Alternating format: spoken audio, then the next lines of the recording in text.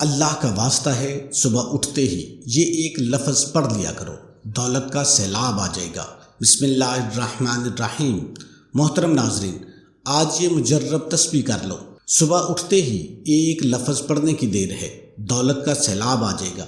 آپ دیکھ کے حیران رہ جائیں گے۔ محترم ناظرین، اگر آپ اس عمل کو 121 مرتبہ میرے بتائے گئے طریقے کے مطابق اگر آپ پڑھتے ہیں تو انشاءاللہ اللہ کریم آپ پر اپنا خاص کرم فرمائیں گے۔ ناظرین، آج کے دن کا ایک ایسا وظیفہ لے کر حاضر ہوئے ہیں جو کہ بہت خاص اور مجرب ہے۔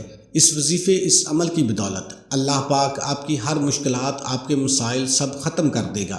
ہمارے نبی نے اللہ کی قسم کھا کر فرمایا کہ جو شخص بھی اس آیت کو پڑھے گا اس کی پریشانی اللہ تعالیٰ خود جلد از جلد دور فرما دیں گے۔ اگر پہاڑ کی جتنی بھی مصیبت ہوگی تو اللہ تعالیٰ وہ مصیبت ختم کر دیں گے انشاءاللہ۔ اللہ کریم آپ پر مہربان ہوتے ہیں کیونکہ اللہ کریم انسانوں کی مخلوق کی دعاؤں کو سننے والے، قبول کرنے والے ہیں، تو آپ نے ضروری اس عمل کو کرنا ہے۔ اکثر لوگ یہ کہتے ہیں کہ ہم جو بھی دعا کرتے ہیں وہ قبول نہیں ہوتی، جبکہ بعض لوگوں کی دعائیں بہت جلد پوری ہو جاتی ہیں۔ زیادہ تر لوگوں کو یہی شکوہ ہے کہ اللہ پاک ہماری دعائیں قبول نہیں کرتا۔ یہ مسئلہ انتہائی اہم اور اکثر و بیشتر لوگوں کے سننے میں آیا ہے کہ وہ اللہ تعالیٰ سے دعا کرتے ہیں لیکن ان کی دعا قبول نہیں ہوتی۔ آخر وجہ کیا ہے کہ لوگوں کی دعا قبول نہیں ہوتی؟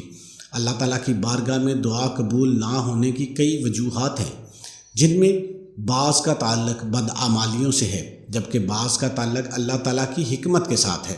ہمارے اختیار میں گناہ چھوڑنا ہے، باقی کا تعلق اللہ تعالیٰ کی حکمت کے ساتھ ہے۔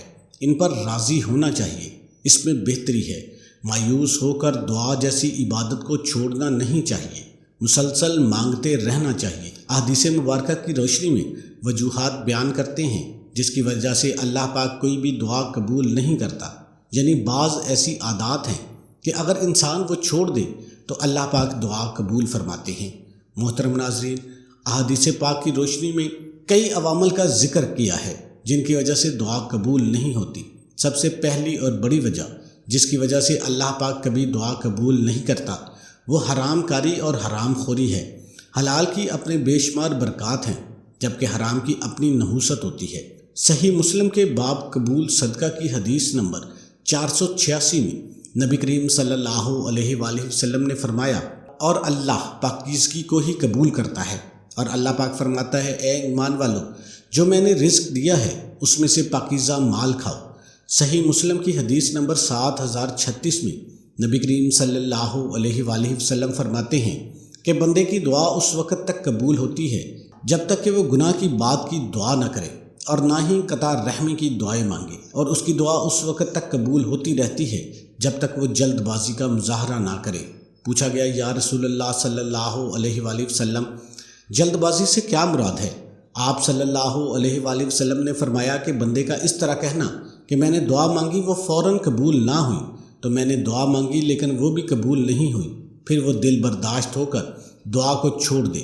ناظرین، اس کے علاوہ ایک اور وجہ سے دعا کی قبولیت میں رکاوٹ بنتی ہے، وہ ہے شرعی ذمہ داریاں پورا نہ کرنا۔ جامعہ ترمذی کی حدیث نمبر 2095 میں اللہ کے رسول صلی اللہ علیہ وآلہ وسلم فرماتے ہیں کہ اس بات کی قسم جس کے اختیار میں میری جان ہے، تم لوگوں کو نیکی کا ضرور حکم کرتے رہو اور انہیں برائیوں سے روکتے رہو، ورنہ عنقریب اللہ تعالیٰ تم پر اپنی طرف سے عذاب نازل کرے گا۔ دعا مانگو گے تو صحیح لیکن اس کو تمہارے حق میں قبول نہیں کیا جائے گا۔ ناظرین، حضرت محمد مصطفیٰ صلی اللہ علیہ وآلہ وسلم کا ادب دل میں رکھ کر اس وظیفے کو کریں تو اللہ پاک کے حکم سے انشاءاللہ العزیز آنکھ جھپکنے تک آپ کے مسائل حل ہونا شروع ہو جائیں گے۔ اللہ رب العزت دلوں کو بدل کر رکھ دیں گے۔ قرآن مجید کے اندر بڑی طاقت ہے، بڑا راز ہے، اور اس کے اندر بڑا جلال ہے، اس کے اندر بڑا کمال ہے۔ سب سے پہلے آپ نے آخری نبی حضرت محمد مصطفیٰ صلی اللہ علیہ وآلہ وسلم پر درود پاک پڑھنا ہے، کیونکہ درود کا حکم میرے اللہ نے دیا ہے۔ ایک دفعہ اپنے نبی حضرت محمد مصطفیٰ صلی اللہ علیہ وآلہ وسلم کی شان میں درود پاک پڑھیں، اللہم صلی علی محمد وعلی آل محمد کما صلیت علی ابراہیم وعلی آل ابراہیم انک حمید مجید، اللہم بارک علی محمد وعلی آل محمد کما بارکت علی ابراہیم وعلی آل ابراہیم انک حمید مجید۔ درود ابراہیمی پڑھنے کے بعد آپ نے ایک تسبیح کرنی ہے۔ وہ تسبیح کون سی ہے؟ سورہ آل عمران کی آیت نمبر 173 173 ہے، جو آپ کی اسکرین پر نظر آ رہی ہے، جس کا ترجمہ ہے یہ وہ لوگ ہیں جن سے لوگوں نے کہا کہ لوگوں نے تمہارے لیے ایک لشکر جمع کر لیا ہے، سو ان سے ڈرو۔ تو ان کے ایمان میں اور اضافہ ہو گیا اور کہنے لگے ہمیں اللہ کافی ہے اور کیا ہی اچھا کارساز ہے۔ تو سورہ آل عمران کی اس آیت مبارکہ کو آپ نے 121 مرتبہ پڑھنا ہے، 121 دفعہ۔ آپ کسی بھی نماز کے بعد اس تسبیح کو پڑھ لیں، فجر کے بعد پڑھ لیں، ظہر کے بعد پڑھ لیں، عصر کے بعد پڑھ لیں، مغرب کے بعد پڑھ لیں، عشاء کے بعد پڑھ لیں۔ نماز کے بعد آپ کو وقت نہیں ملتا، آپ اس کے علاوہ کسی بھی وقت پڑھ سکتے ہیں۔ اس تسبیح کو پڑھ کر دعا مانگیں تو آپ کی جتنی بڑی مصیبت ہوگی وہ اللہ تعالیٰ خود دور فرما دیں گے۔ انسان جب مصیبت میں ہوتا ہے تو اس وقت اللہ کو یاد کرتا ہے، لیکن خوش نصیب وہ انسان ہوتا ہے کہ جو اللہ کے راستے پر چلا جاتا ہے اور وقت سے پہلے اپنے آپ کو تبدیل کر لیتا ہے اور اللہ پاک پر پورا پختہ یقین کر لیتا ہے اور اپنی زندگی کا فیصلہ کر دیتا ہے کہ آج کے بعد میں نے نیکی کا کام کرنا ہے، کسی کے ساتھ بدی نہیں کرنی، میں نے ہر انسان کے ساتھ سچ بولنا ہے، جھوٹ نہیں بولنا۔ ہم سب مل کر اللہ سے دعا کرتے ہیں کہ اللہ پاک ہم سب کو استقامت نصیب فرمائے اور اپنی راہ پر چلنے کی توفیق عطا فرمائے۔ اور یہ جو وظیفہ بتایا ہے میں تمام مسلمانوں کی خدمت میں عرض کروں گا کہ آپ کسی بھی پریشانی کے لیے یہ وظیفہ کر لیں، اول آخر 3 مرتبہ درود شریف پڑھ کر کریں، انشاءاللہ العزیز آپ کے ہر مسائل حل ہو جائیں گے۔ قرآن کے اندر نور ہے، یہ میرے نبی کے سینے کے اندر اترا ہے اور میرے نبی نے خود فرمایا ہے جو انسان اس تسبیح کو کرے گا اس کے اوپر اگر پہاڑ کے برابر بھی مصیبت ہوگی تو وہ بھی ختم ہو جائے گا۔ انسان کو زیب ہی نہیں دیتا کہ اس کا ایک رب ہو اور وہ رب کمال کا مہربان ہو، خبرگیر ہو اور بندہ پھر بھی بے یقین رہے۔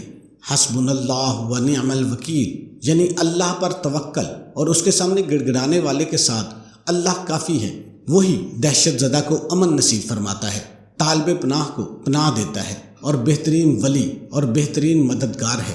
لہٰذا جو بھی اسے اپنا ولی بنائے گا اس سے مدد طلب کرے گا، اسی پر توکل ہوگا اور مکمل طور پر اسی طرف یکسو ہو جائے گا تو اللہ بھی اس کا ولی بن کر اس کی مکمل حفاظت فرماتا ہے۔ جو صرف اللہ سے ڈرے اور تقوی اختیار کرے، اللہ پاک اس کو ہر دہشت و ڈر سے امن فراہم کرتا ہے، اس کی ضرورت کی چیزیں مہیا کرتا ہے۔ حدیث شریف میں آتا ہے کہ حضرت ابو ہریرہ رضی اللہ تعالیٰ عنہ سے منقول ہے کہ نبی کریم صلی اللہ علیہ وآلہ وسلم نے فرمایا جب تمہیں کوئی بھاری اور مشکل معاملہ پیش آ جائے تو پڑھا کرو حسبنا اللہ و نعم الوکیل، کیونکہ اللہ بہترین کارساز ہے اور جس کا وکیل اللہ بن جائے تو اس کو کسی چیز کی ضرورت نہیں رہتی، وہ کوئی مقدمہ ہارتا نہیں ہے، چاہے دولت کا مقدمہ ہو، چاہے رزق کا مقدمہ ہو، چاہے دنیاوی کوئی بھی مسئلہ ہو، چاہے آخرت کا کوئی مسئلہ ہو۔ تو اس کے ساتھ تمام دوست نماز کا اہتمام لازمی کریں، کیونکہ نماز کے بغیر کوئی بھی وظیفہ ہے وہ ادھورا رہے گا۔ اللہ تعالی ہم سب کو 5 وقت نماز باجماعت ادا کرنے کی توفیق عطا فرمائے۔ نماز ہدایت، ایمان اور نور ہے۔ نماز روزی میں برکت، بدن کی راحت، شیطان کی ناپسندی اور کفار کے مقابلے میں ایک اسلحہ ہے، مال کی قبولیت کا ذریعہ ہے، بے حیائی سے روکتی ہے، برائی سے روکتی ہے، شیطان کا منہ کالا کرتی ہے۔ اللہ پاک سے دلی دعا ہے کہ اللہ پاک میرا سنانا اور آپ کا سننا اپنی بارگاہ الہی میں قبول اور منظور فرمائے، آمین ثم آمین۔ تمام دوستوں سے گزارش ہے کہ اللہ کے 99 ناموں میں سے ایک نام کمنٹ میں ضرور ٹائپ کریں۔